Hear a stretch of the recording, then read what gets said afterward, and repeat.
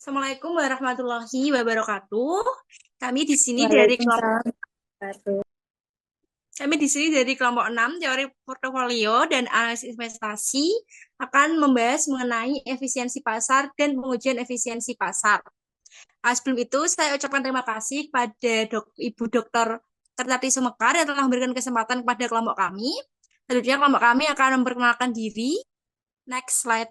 Saya sendiri Rina Kartika Sari dengan NIM 480.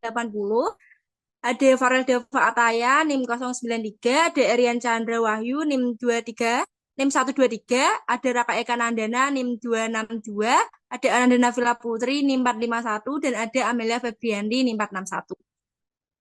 Yang pertama adalah definisi efisiensi pasar berdasarkan nilai intrinsik sekuritas, yaitu pasar yang nilai-nilai sekuritasnya tidak menyimpang dari nilai-nilai instruksinya. Yang kedua adalah definisi efisiensi pasar berdasarkan akurasi dari ekspektasi harga, yaitu menyangkut akurasi ekspektasi dari investor terhadap harga sekuritas.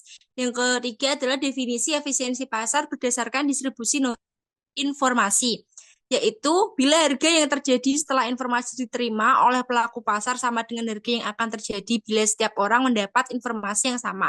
Selanjutnya adalah definisi efisiensi pasar didasarkan pada proses dinamik, yaitu pasar yang harga-harga sekuritasnya secara cepat dan penuh mencerminkan semua informasi yang tersedia. Selanjutnya akan dijelaskan oleh rekan saya. Selanjutnya yaitu bentuk-bentuk efisiensi pasar. Yang pertama, efisiensi pasar secara informasi. Adalah pasar efisiensi yang ditinjau dari sudut informasinya saja. Kunci utama untuk mengukur pasar yang efisien adalah hubungan antara harga sekuritas dengan informasi. Yang kedua, efisiensi pasar secara informasi adalah pasar efisien yang ditinjau dari sudut kecanggihan pelaku pasar dalam mengambil keputusan berdasarkan informasi yang tersedia. Menurut Fama 1970, bentuk efisien pasar dapat dikelompokkan menjadi tiga, yang dikenal sebagai hipotesis pasar efisien atau efficient market hypothesis, yaitu yang pertama efisiensi pasar bentuk lemah atau weak form, yang kedua efisiensi pasar bentuk setengah kuat atau semi strong form, yang ketiga efisiensi pasar bentuk kuat atau strong form. Selanjutnya akan dipresentasikan oleh rekan saya. Alasan-alasan pasar yang efisien dan tidak efisien. Alasan pasar efisien, investor adalah penerima harga. Yang kedua, informasi tersedia secara luas kepada semua pelaku pasar pada saat yang bersamaan dan harga untuk memperoleh informasi tersebut relatif murah. Yang ketiga, informasi dihasilkan secara acak, yaitu random, dan tiap-tiap pengumuman informasi sifatnya random satu dengan yang lain. Yang keempat, informasi bereaksi dengan menggunakan informasi secara penuh dan cepat. Alasan pasar tidak efisien. Yang pertama, terdapat sejumlah kecil pelaku pasar yang dapat mempengaruhi harga dari sekuritas. Yang kedua, harga dari informasi adalah mahal dan terdapat akses yang tidak teragam antara pelaku pasar.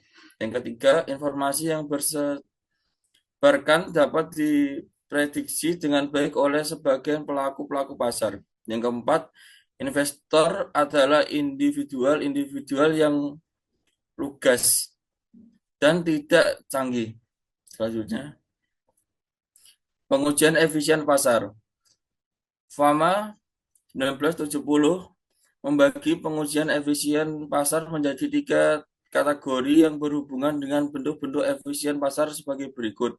Yang pertama, pengujian bentuk lemah, yaitu seberapa kuat efisien masa lalu dapat memprediksi rektur masa depan. Yang kedua, pengujian bentuk setengah kuat, yaitu seberapa cepat harga sekuritas merefleksikan informasi yang dipublikasikan. Yang ketiga, pengujian bentuk kuat, yaitu pengujian untuk menjawab pertanyaan apakah investor mempunyai informasi privat yang tidak relatif di harga futur. Selanjutnya